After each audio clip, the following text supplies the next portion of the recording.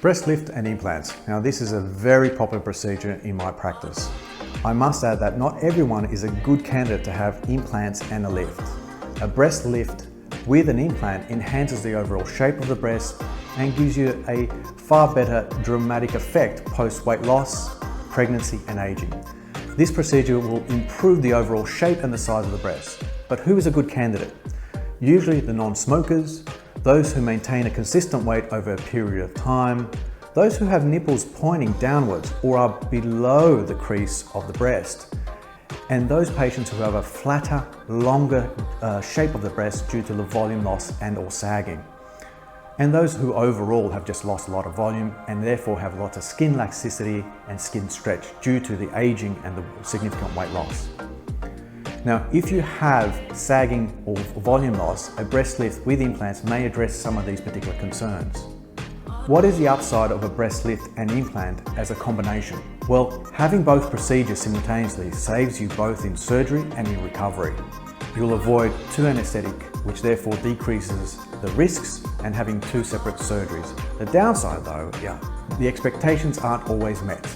When I consult with patients after examining their breasts and measuring their breasts, I make it crystal clear to them that their expectations for high and perky breasts is or is not achievable. Breast lifts and implants will improve the shape and size of your breast, but will not necessarily give you the high and perky breasts. So expectations must be realistic. Results may be long-lasting, but they are not permanent. Sagging can reoccur through aging and weight loss or general weight fluctuations. I tell my patients who are good candidates for having both procedures simultaneously that they must be willing to accept that there is a high chance of requiring revision surgeries.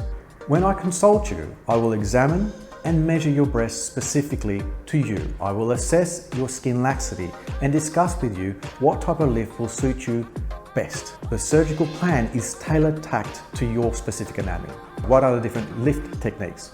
There is the lollipop or the vertical, which is where there's an incision made around the areola and another runs vertically from the bottom of the areola to where the breast and the chest meet, known as the IMF or the inferior mammary fold, creating a shape that looks very much like a lollipop. There is also the anchor or the inverted T incision, and that lift has an incision that goes around the areola once again and way down all the base of the breast that creates an upside down T. This method is actually ideal for heavier sagging breasts or patients who have had significant weight loss. The other is a periareolar donut or a Benelli lift. And in this technique, there's an incision that goes around the areola edge, and this procedure is able to lift the sagging breast and reshape the areola, and usually gives a good lift of about 2 centimeters or so.